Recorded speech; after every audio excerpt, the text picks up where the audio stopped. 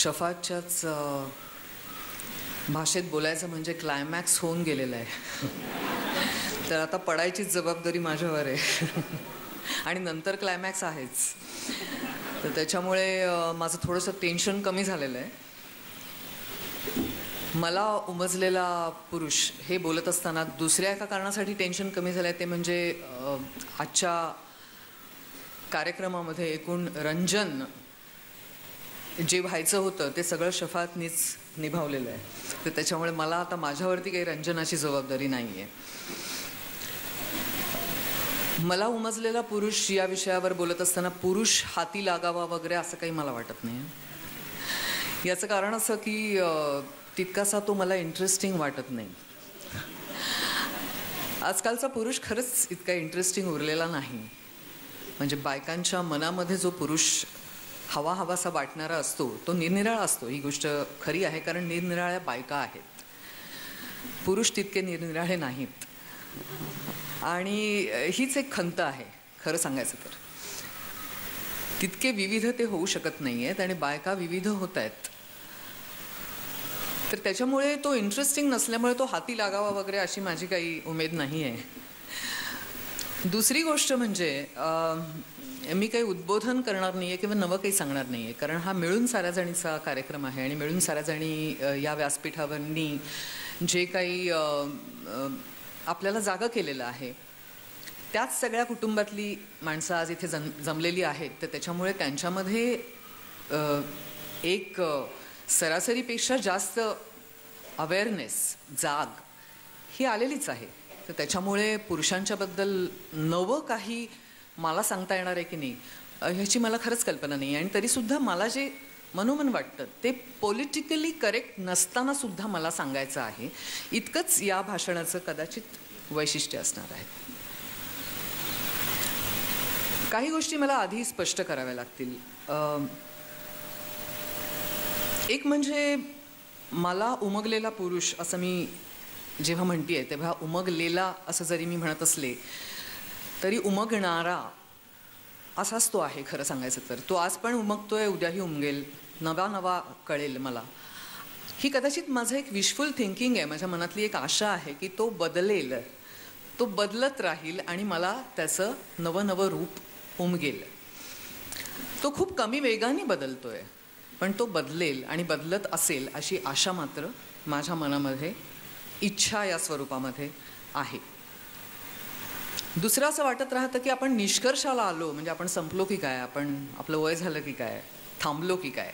त्यामुळे मला निष्कर्षाला यायचं नाही. तर आज सकाळपर्यंत मला जो उमगलेला आहे त्याच्याबद्दलच मी बोलणार आहे. कदाचित संध्याकाळी आता निघत असताना मला एखादा पुरुष असा भेटेल की जो नव्याच पुरुषपणावरती काहीतरी प्रकाश टाकेल. काही वर्षापूर्वी ऋतुरंगच्या अरुण शेवतेनी मला एक लेख लिहायला सांगितलं होतं. त्यांची एक थीम असते दिवाळी अंकाची, आपल्याला सगळ्यांना माहिती आहे. तर त्यावेळेला थीम होती मला उमगलेला पुरुष. आणि त्यासाठी मी एक लेख लिहिला होता. तो लेख विविध प्रकारे रिसीव्ह झाला. जसं माझं सगळंच लिखाण विविध प्रकारे रिसीव्ह झालं आहे तशाच पद्धतीने. त्याच्यामध्ये एक दोन वाचकांच्या ज्या प्रतिक्रिया होत्या त्या वाचल्यानंतर मला असं वाटलं की याविषयी बोलत असताना मी काही गोष्टी आधीच स्पष्ट केल्या पाहिजेत. त्या बाई असं म्हणाल्या होत्या की हे सगळं तुमच्या अनुभवाचं आहे हो, आमच्या अनुभवाचं नाही. तर त्यावेळेला मला असं वाटलं की अनुभव या संकल्पनेबद्दल काही फरक जाणवले मला, त्यांच्या मनातल्या आणि माझ्या मनातल्या. एक म्हणजे माझ्या आयुष्यात ज्या गोष्टी वास्तवात घडतात किंवा घडताना मला जागृतावस्थेमध्ये जाणवतात तोच फक्त माझा अनुभव असतो का, की मला खाजगीपणे कित्येक स्त्री पुरुष स्वतःच्या अगदी अंतर्मनातलं, खूप कमी लोक आपल्या स्वतःच्या सबकॉन्शियसपर्यंत पोचतात, तेवढा वेळ त्यांना मिळतो किंवा ती त्यांची प्रायोरिटी असते. परंतु काही जण जे पोचतात ते माझ्याबरोबर जे शेअर करतात ते, मी जे वाचते ते, मी जे पाहते ते, ऐकते ते, आणि त्याचं जे अर्थनिर्णयन करते ते, अर्थ लावते तो, हाही माझ्या अनुभवाचा भाग नसतो का? तर असतो. माझ्या अनुभवाचा डेटाबेस हा फक्त माझ्या आयुष्यात काय घडलं याच्यावरून ठरत नाही. अगदी खरं सांगायचं तर मला उमगलेला पुरुष याविषयी जेव्हा मी बोलते तेव्हा तो खरं म्हणजे आपल्यापैकी बहुतेक जणींना उमगलेला पुरुष आहे अशी मी एक अटकळ बांधते. असं एक धाडसी विधान मी करू इच्छिते. कारण प्रत्यक्ष माझ्या आयुष्यामध्ये खरोखरच सुरुवातच ज्या माणसाने करून दिली आणि अतिशय खरं म्हणजे हायवर सुरुवात करून दिली ते माझे वडील, तो पुरुष होता. आणि त्या एका माणसामुळे माझी एक निकोप बैठक तयार झाली पुरुष या माणसाविषयी. आणि कुठल्याही माणसाची मला केवळ तो पुरुष आहे म्हणून भीती नाही वाटली, कुठल्याही माणसाबद्दल तो पुरुष आहे म्हणून मला संकोच वाटला नाही. आणि हे सुरुवातीपासूनच पुरुषांनी न ढाळलेल्या अश्रूंचे वण मला माझ्या वडिलांमुळेच दिसत गेले. आणि खरं सांगायचं तर मला जवळचा असलेला प्रत्येक पुरुष तो निरनिराळ्या रोल्समध्ये होता, तो माझ्यासमोर मनसोक्त रडलेला आहे. ही अगदी खरी गोष्ट आहे. म्हणजे त्याच्यामध्ये संस्कृतीने बंदी घातलेली आहे या गोष्टीनं. आणि पुरुषासारखा पुरुष तू रडायचं नाही हे तर अगदी क्लिशे आहे आता, तरीसुद्धा ते रडलेले आहेत. तर त्यामुळे मला काही टिपिकल पुरुषच माहिती आहे असं नाही. मला माहिती असलेला पुरुष हा फार निराळा आहे, परंतु मला उमगलेला पुरुष तरीही हा त्याचा लसावी काढला सगळीकडे बघितल्यानंतर तर थोडासा निराळा आहे. त्यानंतर एका बाईने असं लिहिलं होतं तुमच्या, त्याच्यामध्ये मी पुरुष हा एक नर आणि पुरुष हा एक बाप असे ढोबळमानाने दोन त्यांच्या रोल्सबद्दल जास्त करून लिहिलं होतं.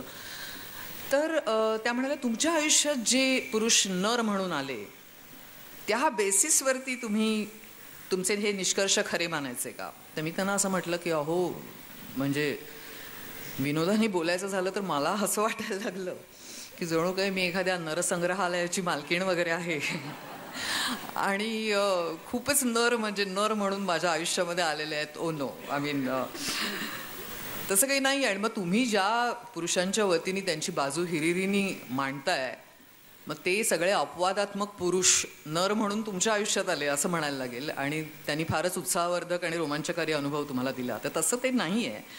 ते माझ्याच आयुष्यामध्ये सगळं यायला पाहिजे असं नाही. आणि कित्येक वेळेला आपण लिबरल आहोत या आपल्या स्वतःच्या स्वप्रतिमेसाठी त्याचा आदर म्हणून आपण असं म्हणतो हे सगळे पुरुष काही असे नसतात ना. अर्थातच सगळे पुरुष असे नसतात.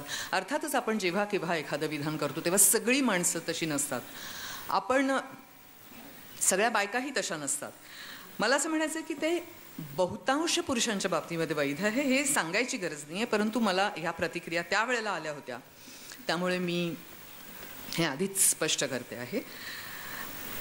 स्वतःशी एकटं असताना, कुणीही बघत किंवा ऐकत नसताना आणि पॉलिटिकली करेक्ट असण्याचं कुठलंही सामाजिक, सांस्कृतिक किंवा कौटुंबिक बंधन तुमच्यावर नसताना अगदी प्रामाणिकपणे तुम्ही जेव्हा पुरुषांचा विचार करता त्यावेळी तुम्हाला पुरुषांविषयी काय वाटतं हे आणि हेच माझ्या दृष्टीने महत्त्वाचं आहे. आणि त्याविषयी मी थोडंसं बोलणार आहे. मी मनुष्यातल्या पुरुषांबद्दल बोलणार आहे, म्हणजे एकूण प्राणीसृष्टीतल्या पुरुष या प्रकाराबद्दल नाही.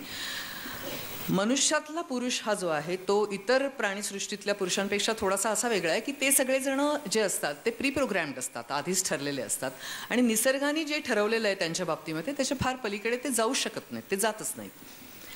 चॉईस हा मनुष्यातल्या पुरुषाला आहे. तर त्यामुळे तो प्री प्रोग्रॅम पण आहेच, तो आधीच ठरलेला पण आहेच. त्याचबरोबर तो चॉईसच्या रेल्ममध्ये काहीतरी गोंधळ घालतो आणि आपलं पॅकेज बरं करण्याच्या नादामध्ये कित्येकदा बिघडवताना दिसतो. मी नर जोडीदार आणि बाप या रोल्स विषयी जास्त करून बोलणार आहे. या बाबतीमध्ये माझ्या एका मित्राबरोबर झालेला संवाद मला आठवतो. बऱ्याच वेळेला काय होतं की मला मुलं नाही आहेत, त्याच्यामुळे बरेच जण माझ्याकडे लंगड्या गाईकडे बघावं तसं बघतात की अरे रे मुलं नाहीत असं. तो चॉईस असू शकतो असं अजूनही कोणी मानत नाही. ती एक मर्यादा किंवा ते एक अजूनही दुखणं म्हणूनच मानलं गेलं जातं. बाई असून मूल नाही, किती अपूर्ण आयुष्य आहे. म्हणजे माझी आत्यासुद्धा मला एकदा असं म्हणाली होती, तर मी म्हटलं तुला 3 मुलं आहेत, तुझं आयुष्य पूर्ण आहे असं तुला वाटतं का? त्याबरोबर ती जरा चपापली, ती म्हणाली नाही. मी म्हटलं एक्झॅक्टली, पूर्णत्व हे फक्त मुलांनी येतं असं काही नाही आहे. ह्या मुलं होण्याच्या गोष्टीवरनं मी त्याला एकदा, माझ्या एका मित्राला मी एकदा सांगत होते की अरे असं एक माणूस म्हणाला की हो तुम्हाला मुलं नाहीत मग तुमचा टाइमपास कसा होतो. तर मी म्हटलं एक तर टाईम ही पास करण्याची गोष्ट नाही आहे, ती वापरायची गोष्ट आहे. आणि त्यांनी असंही विचारलं होतं तुम्ही टी व्ही बघत नाही मग काय करता तुम्ही म्हणजे असं. तर मी म्हटलं नाही आहे म्हणजे माणसाला विचार पण करता येतो स्वतःशी. तर मी म्हटलं मी खूप मजेत असते स्वतःबरोबर, तर तुम्ही काही चिंता करू नका मुलं असण्या त्यांनी.